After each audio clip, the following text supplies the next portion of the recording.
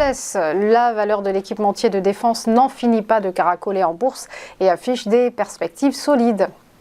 C'est ça. Et là, on est vraiment sur une valeur qui, depuis maintenant, en fait, depuis la guerre, hein, depuis le depuis 12 mois et depuis le déclenchement de la guerre entre la Russie et l'Ukraine, on était sur une valeur qui évoluait dans un trading range.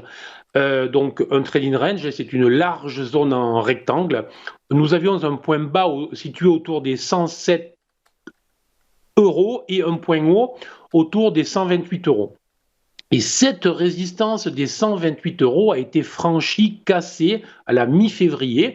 Puis on a eu une première accélération, mais la semaine dernière, lors de l'annonce des résultats, la valeur a brutalement reflué parce que les investisseurs ont été un petit peu déçus par les perspectives et notamment par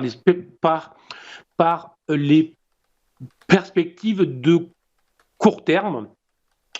Autrement dit, on a eu un repli. Mais ce repli, qui, en analyse fondamentale, pouvait être inquiétant, en analyse technique, c'était ce qu'on appelle un simple pullback sur une ancienne résistance, donc ce niveau des 128 euros, qui est redevenu support, puisque sur ce niveau-là, après cette forte baisse en journée, on a eu un retour et on est en train de réaccélérer.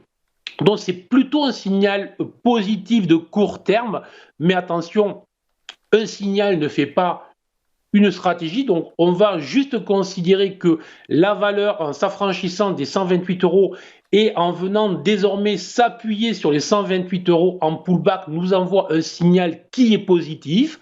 Ce signal positif pourrait la conduire dans les prochaines semaines, les prochains mois, aux alentours des 150 euros, mais il faut toujours avoir une invalidation. Et là, nous en avons deux. On a une invalidation de très court terme.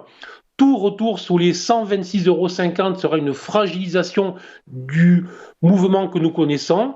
Et tout retour sous les 118 euros serait une invalidation moyen-long terme. Donc, positif, tant que la valeur reste au-dessus des 126,50 euros à très court terme et des 118 euros à moyen-long terme.